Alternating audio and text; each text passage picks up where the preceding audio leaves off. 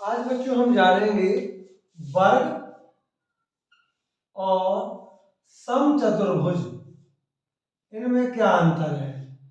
साथ ही साथ जानेंगे आयत और समांतर चतुर्भुज में क्या अंतर है। समांतर चतुर्भुज और आयत में क्या समानताएं हैं, क्या असमानताएं हैं। यहां पर ए ए ए ए चारों भुजाएं हैं, इसकी भी चारों भुजाएं हैं। चारों भुजाएं कैसी होती हैं? बराबर होती है। तो ये तो समानता हो गई, काहे में ए वर्ग है और ए समचतुर्भुज है। सम चतुर्भुज है।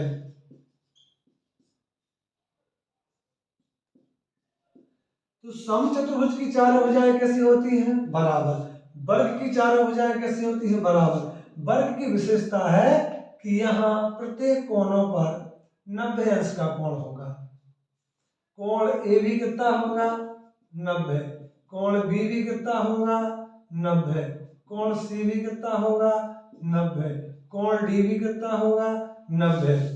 परंतु समचतुर्भुज के कोण पी क्यू आर एस 90 के नहीं होंगे, 90 से कम या 90 के ज्यादा होंगे। एक बात और कह सकते हैं, चूंकि इसका प्रत्येक कोण 90 अंश का है तो इसके विकर्ण बराबर होंगे। ए सी विकर्ण है, ए भी क्या है? भुजा। बी सी क्या है? भुजा। सी डी भुजा है और ए डी भुजा है। विकर्ण भी बराबर होंगे। विकर्ण ए सी विकर्ण बी डी के बराबर होगा। परंतु समचतुर्भुज में विकर्ण बराबर नहीं होंगे, एक छोटा होगा और एक बड़ा होगा। समचतुर्भुज के विकर्ण क्या करेंगे? एक दूसरे के बराबर तो नहीं होंगे, ये आधे आधे में काटते हैं। जे भुजा हो जाएगी आधी आधी, विकर्ण की जे भुजा भी क्या हो जाएगी? आधी आधी। यहां भी हो जाएगी आधी आधी। तो ठीक है, तो इसका विकर्ण बड़ा होगा और इसका विकर्ण छोटा होगा। ये अंतर है वर्ग में और समचतुर्भुज में। इसकी चारों भुजाएं बराबर है, इसकी चारों भुजाएं बराबर है।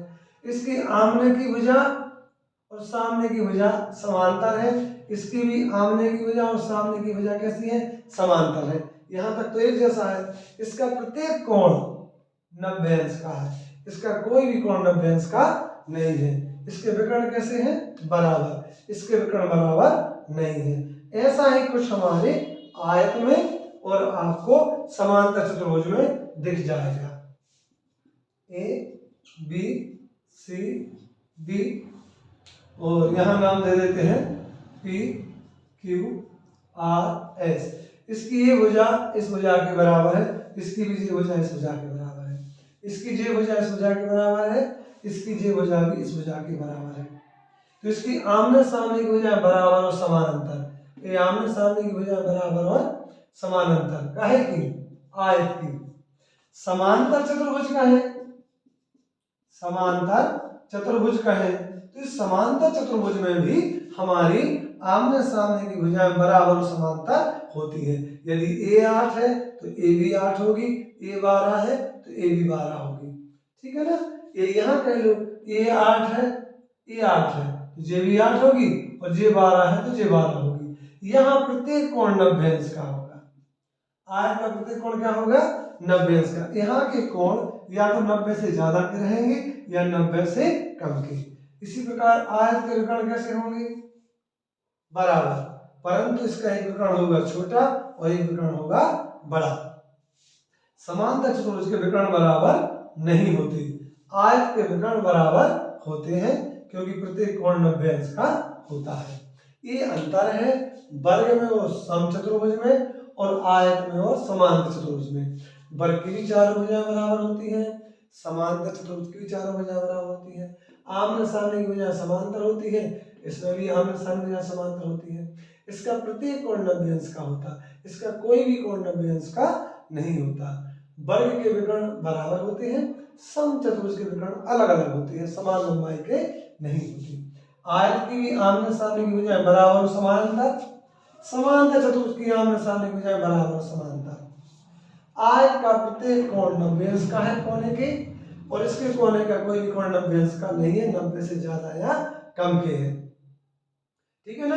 और क्या होगा, इसके विकर्ण कैसे होते हैं, इसके विकर्ण जो होते हैं वो आपस में बराबर नहीं होते, ये इनका अंतर है।